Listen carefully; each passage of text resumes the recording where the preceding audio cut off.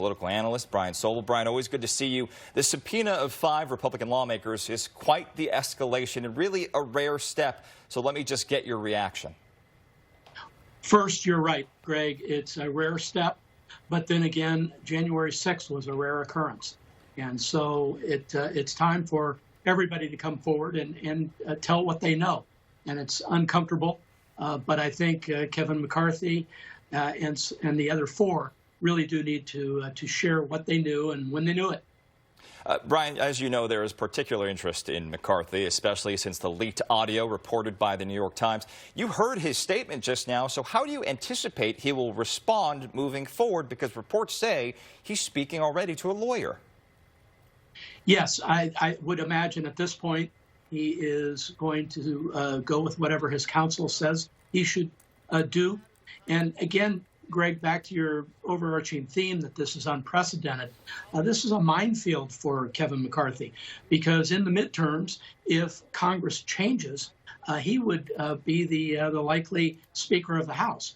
And so he's got to tread very lightly here and do what I think experts think is the right thing to do. I think eventually he ends up testifying. Brian, as you said, and as you know, we are just over 3 weeks from the June primary in a critical midterm year where many suspect Republicans could take the House. Do you see a circumstance here where the House holds McCarthy in contempt before November where he could ostensibly become the Speaker? At this point, Craig, it seems like anything goes. It's very contentious in Washington, D.C. right now.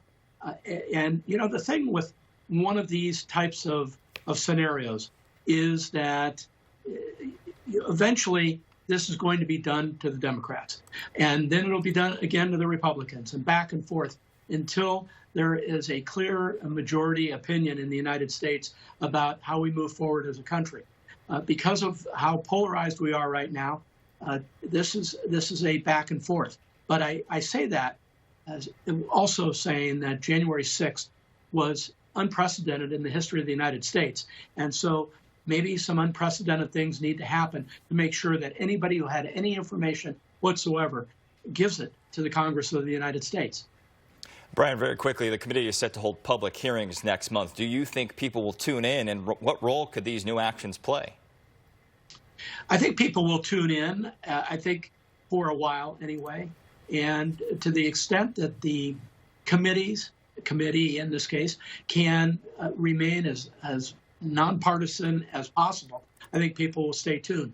I think the minute a lot of people view it as a very partisan undertaking and not really a search for the facts, but a search for people to blame in a way beyond what maybe they were doing actually on that day or the day before or after, I think there's a chance people will pay attention. If they view it in a different light, people won't watch it very long or very thoroughly. All right, a lot to keep our eyes on. Brian Sobel, political analyst. We always appreciate your time and your insights, sir. My pleasure, Greg.